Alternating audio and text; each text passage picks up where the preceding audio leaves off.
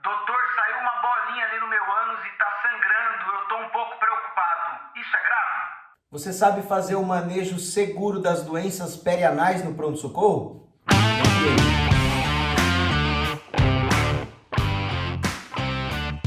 Plantoneiros, bem-vindos a mais um vídeo do canal. O assunto de hoje, doenças perianais. Antes de começar, 2 recados. Sempre checar a rotina do seu serviço e nunca deixar de falar com o especialista se você tiver dúvida ou julgar necessário.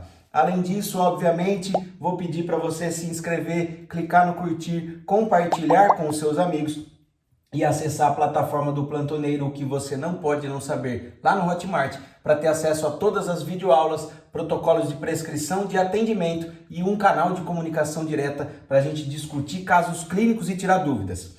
Bom, vamos lá então para o assunto de hoje, as doenças perianais.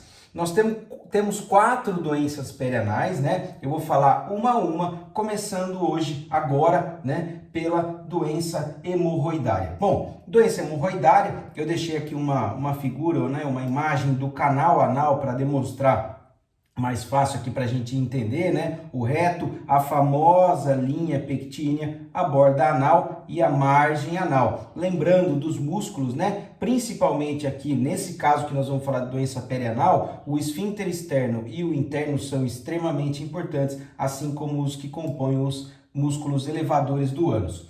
No caso da doença hemorroidária, nós estamos falando de uma dilatação ali do plexo hemorroidário. E aí, nós podemos dividir entre interna e externa. As hemorroidas são internas ou externas. Qual a diferença entre elas? Bom, a interna é aquela que está acima da linha pectínea, né? Então, acomete o plexo hemorroidário acima da linha pectínea. E aí a gente separa, né, ela em 4 grupos. A primeira, grau 1, né? Graus, na verdade. Grau 1 é quando não há o prolapso desse plexo. Grau 2, quando há um prolapso com a redução espontânea. Então o paciente te refere que ele vai evacuar, ele sente aquela bolinha, aquele incômodo, mas que isso volta espontaneamente. O grau 3, o prolapso, quando há redução manual. Então, o paciente faz a redução digital. Ele usa o dedo, utiliza o dedo para ajudar aquele plexo a reduzir. E o grau 4, quando não há redução. Além disso, nós também podemos falar das externas, né? Que são abaixo da linha pectínea. Lembra, galera, uma coisa muito importante. Você tem, no caso de uma doença hemorroidária ou das doenças perianais, o que é importante você perguntar ao paciente?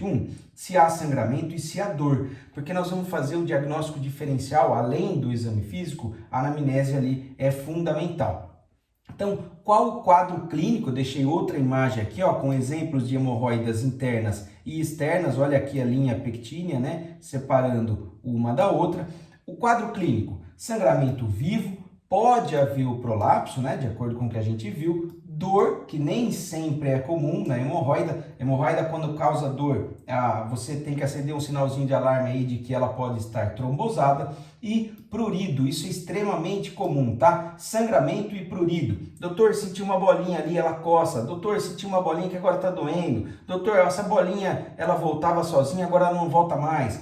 Então, tudo isso faz parte da sua anamnese. E lembrando que as internas sangram mais. O que você não pode não saber em caso de hemorroidas? Primeiro, as internas não costumam causar dor. Olha aqui o que eu coloquei. E isso pode ocorrer, né?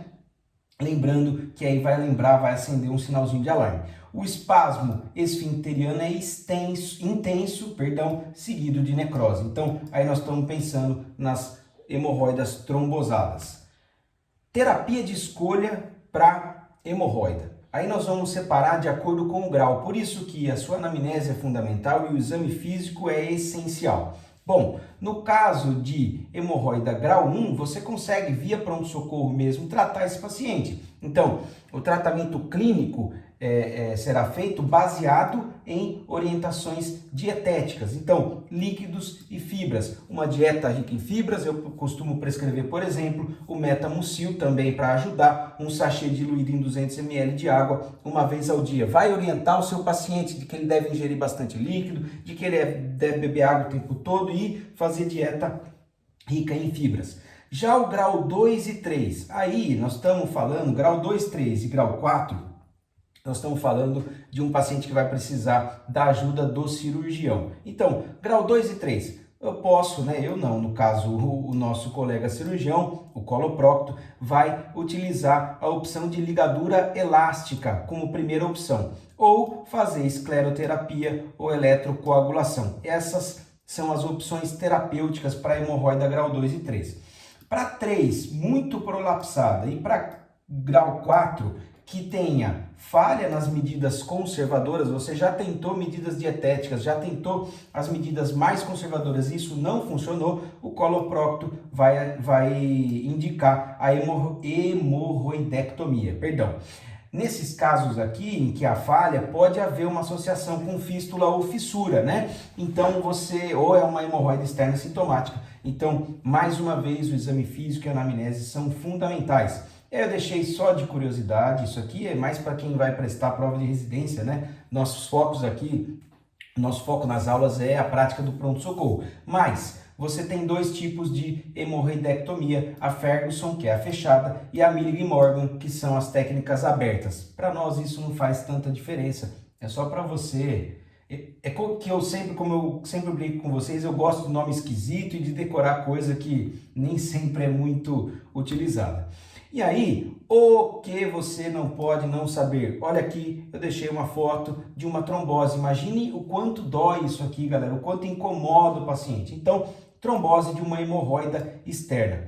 Até 72 horas, é o caso de uma hemorroida que ele procurou ajuda em até 72 horas, pode-se fazer a incisão sob anestesia local. Após 72 horas, banho de assento e analgesia completa. Então faz um analgésico potente, associa um anti-inflamatório e aí outras medicações de resgate. Lembrando que muitos cirurgiões também, coloproctos, optam por não fazer, mesmo que em até 72 horas, a excisão de uma trombose, porque pelo que eu conversei com um colega aí que é cirurgião, depois é difícil fazer a reabordagem, a rafia, a cicatrização não é muito boa, então eles hoje em dia preferem-se fazer esse método mais conservador.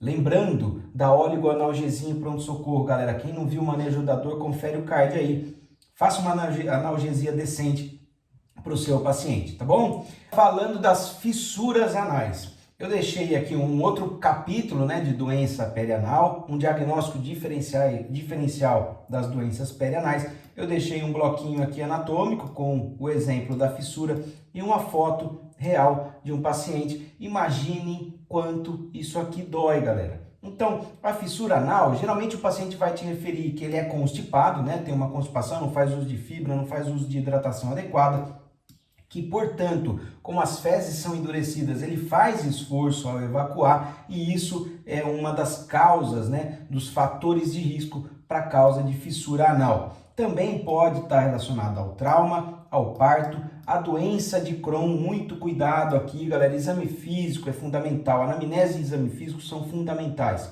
E sífilis, se as fissuras forem laterais, né? Fica aqui a dica, se a fissura é lateral, né? Geralmente a fissura ela comete linha média posterior, mas se a fissura for lateral, você tem que suspeitar de sífilis também. Olha só que legal, imagina se você faz um diagnóstico diferencial dessa forma. A gente pode classificar as fissuras em aguda, quando menores do que 6 semanas, e com presença de manchas irregulares. Já a crônica, mais do que 6 semanas, elas estão esbranquiçadas, pode ter o plicoma sentinela e a papila é hipertrófica.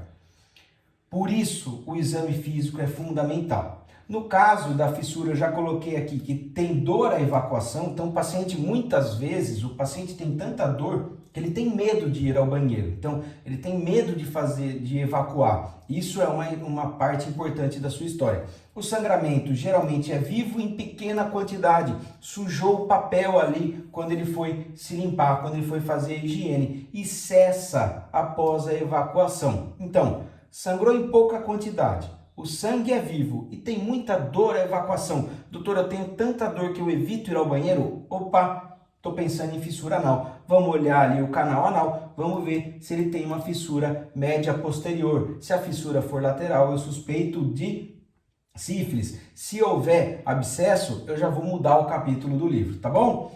Como é que nós vamos fazer o tratamento das fissuras anais, né? Eu tenho uma prescrição, deixei uma prescrição pronta, eu utilizo muito essa prescrição. Então, a primeira coisa que você vai orientar, o uso de anestésico tópico e laxante você pode ou não prescrever, depende da referência que você vai utilizar. Eu costumo deixar, não o laxante, mas o Metamucil e orientar a dieta rica em fibras e hidratação intensa. Oriento o banho de assento, então eu brinco com o paciente, entre aspas, entenda o que eu estou falando, mas o senhor vai ficar, ou a senhora vai ficar igual o pato, bumbum na água, é banho de assento com frequência, tá? E aumento da dieta com fibras, Metamucil e aumento da dieta, a dieta tem que ser rica em fibras, como prescrição oral. Então, dieta rica em fibras e hidratação, pode associar um Bisacodil, um comprimido à noite, tá? E a dipirona, se tiver dor, vamos fazer a utilização da dipirona na forma de 1 grama, ela tem uma boa ação analgésica, tá? Ou ainda o lisador, você pode utilizar o lisador, é bastante comum. Como uso tópico, o Chiloproct ou outras pomadas, né, semelhantes, aqui não é propaganda, não estou ganhando nada para fazer, não estou ganhando para fazer propaganda de um laboratório, aplica na região 2 vezes ao dia.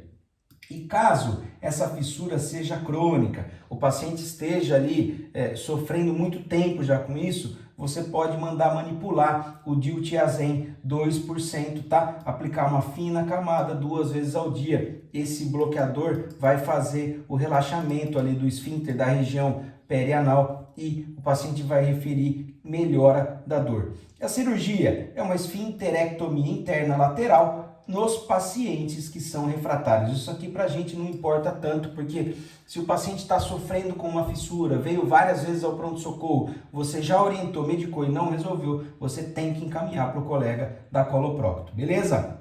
Curtiu o vídeo? Então não deixa de conferir o próximo capítulo das doenças perianais, onde eu vou falar do abscesso anal. Valeu, moçada, um abraço!